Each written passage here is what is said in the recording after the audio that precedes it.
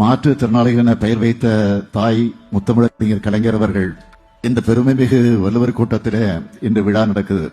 நீங்கெல்லாம் இணைஞ்சு இந்த பாராட்டு விழா நடத்துறதுல மகிழ்ச்சியும் மனநிறைவும் அடைகிறேன். பாராட்டுக்காக நான் இந்த நிகழ்ச்சியிலே பங்கெடுக்கல, உங்க அன்புக்காகத்தான் நான் பங்கெடுத்திருக்கிறேன்.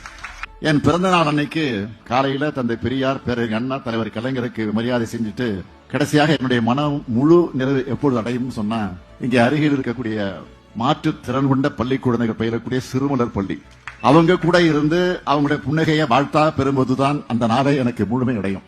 இன்னைக்கு நேரத்தில் 42 வருஷமா சிறுமலர்ல தான் என்னுடைய மகிழ்ச்சி முழுமை அடையுது.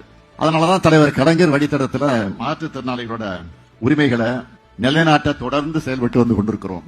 இதோட முத்தாய்ப்பா தான் உங்களுக்கான கோரிக்கையை நீங்களே உழைக்கணும்னு உள்ளாட்சி அமைப்புகள்ல ஒரு மாற்றுத்திறனாளி உறுப்பினர் இடம்பெறுவார்னு மாபெரும் சமூக நீதி உரிமையை சட்டமாக்கி இருக்கிறோம். மாவட்ட வாரியா ஜூலை 1 முதல் விண்ணப்பங்கள் பெறப்பட்டு பரிசீலனை செய்யப்படும்.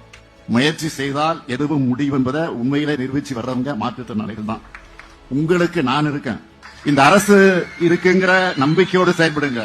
உங்களுக்கான அனைத்து வாய்ப்புகளையும் வழங்குறது என்னுடைய கடமை.